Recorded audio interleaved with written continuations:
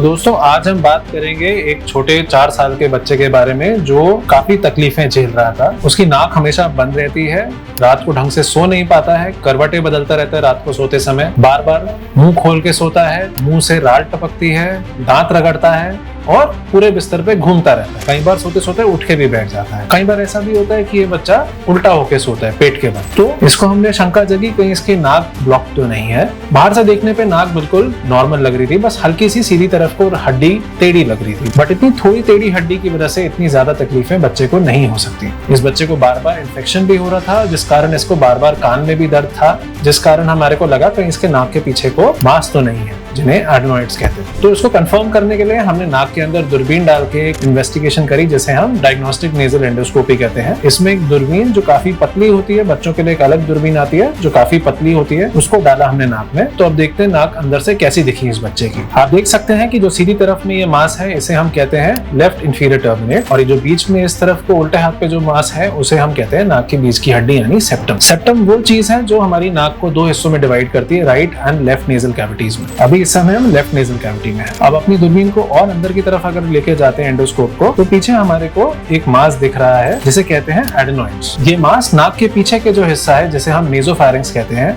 जो कि नाक को गले से जोड़ता है, इसकी छत से अराइज करता है और पूरी की पूरी नाक के पीछे के हिस्से को भर रहा है। अगर ये पूरा हिस्सा भरा हुआ है तो लाजमी सी बात है ये बच्चा ढंग से सांस नहीं ले पा रहा है। इसी मांस के बगल में एक ओपनिंग होती है जिसको हम यूस्टेशन ट्यूब ओपनिंग बोलते हैं, यूस्टेशन ट्यूब ओरिफिस। ये ट्यूब जाके कान से जुड़ती है, जिससे कान के अंदर का जो प्रेशर है वो इक्वलाइज होता है। यदि इस मांस से ये ट्यूब भी ब्लॉक हो रही है तो इसी कारण बच्चे को यही इन्फेक्शन कान के अंदर भी बार बार जा रहा है, जिसकी वजह से बच्चे को रात को सोने में काफी कान में भी दर्द महसूस होता है। अब देखते हैं सीधी तरफ में। तो जैसे कि आप देख सकते हैं कि हम सीधी तरफ में घुस रहे हैं, इस तरफ आप देख सकते हैं कि जो बीच की हड्डी है उसका सीधी तरफ में थोड़ा सा झुकाव है, और अंदर जाकर देखते हैं तो इस तरफ भी वही मांस पूरा का पूरा हिस्सा ब्लॉक करके बैठा हुआ है, जिसकी वजह से बच्चा ढंग से सांस नहीं ले पा रहा है। और इस तरफ की जो यूस्टेशन ट्यूब ओपनिंग है ये भी काफी पतली हुई है, काफी नैरो हुई है, जिस कारण हम समझ सकते हैं कि इन्फेक्शन यहीं से ही अंदर कान में जा रहा है और बच्चे को ये सारी तकलीफें हो रही है। तो अब बात करते हैं कि इस मांस को कैसे ठीक किया जाए। इस मांस को ठीक करने के कई सारे तरीके हैं, बट जो सबसे सक्सेसफुल तरीके हैं वो है पावर्ड एडेनोइडेक्टमी एंड कोब्लेशन एडेनोइडेक्टमी। ये दोनों ही प्रोसीजर्स हमारे यहाँ पर पिछले 15 से 20 साल से हो रहे हैं और लगभग 4 से 5 हजार केसेस ये वाले हम कर चुके हैं इन तकनीकों से, और आज तक एक भी